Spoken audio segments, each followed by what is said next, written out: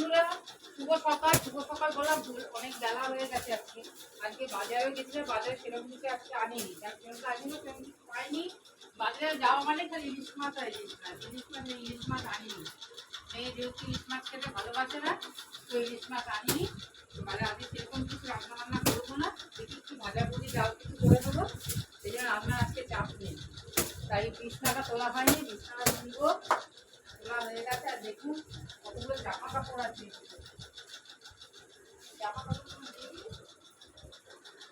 মেলে আজকে বাইরে ভালো রোদ উঠেছে।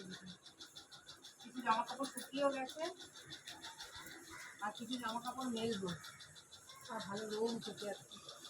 চলুন রান্না করা দেখি কি কাজ টুকটাক করেই সেগুলো দেখাই, আর কি কি বাজার থেকে এনেছি সেগুলো দেখাচ্ছি। চলুন, এই দেখুন, আরে ঘরে তো চাল ছিল না একটুখানি, যেহেতু মাসে শেষ হয়ে গেছে, এই চালটা আনলাম।